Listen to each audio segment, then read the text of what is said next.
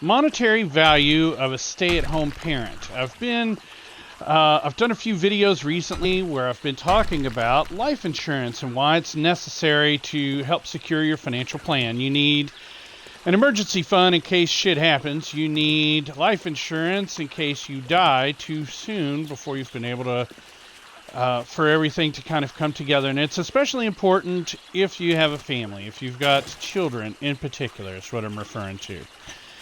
And to go along with that, with two-income households, it's relatively easy to come up with figures to replace the income of one spouse or the other. The math on that is fairly simple. You use a multiplication of their annual income to try and come up with some of that.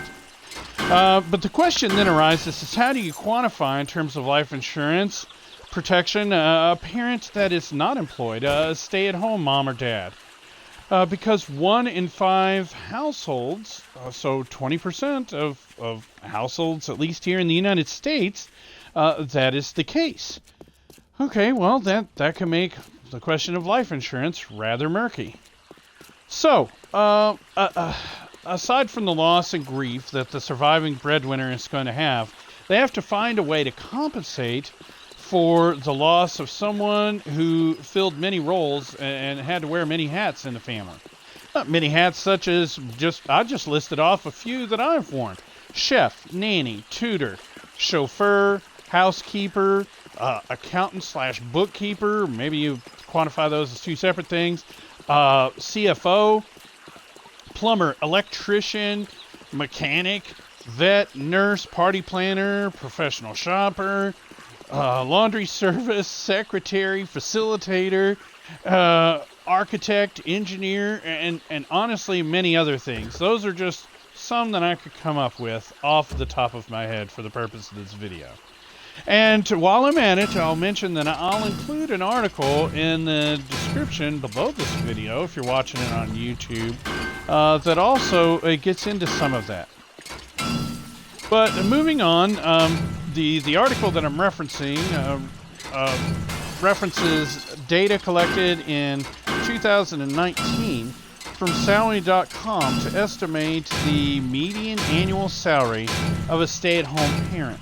And it estimates that value to be $178,201. I know, that's rather exact and specific, but let me repeat that again just in case you missed it.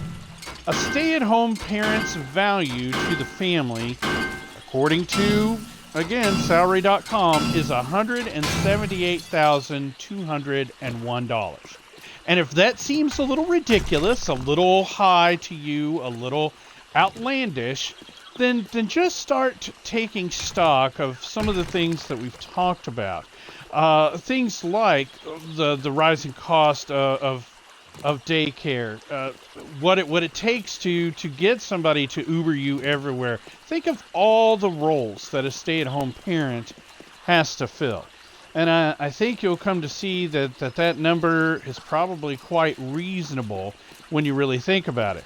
I know for my wife and I, when our kids were little, when we started out, the way that we compensated for everything, we both worked, but we worked separate shifts with our first child.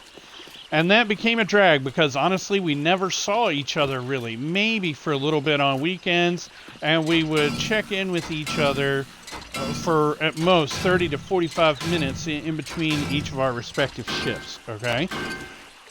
When my son was born, that's of course when I went through the thing shortly after 9/11.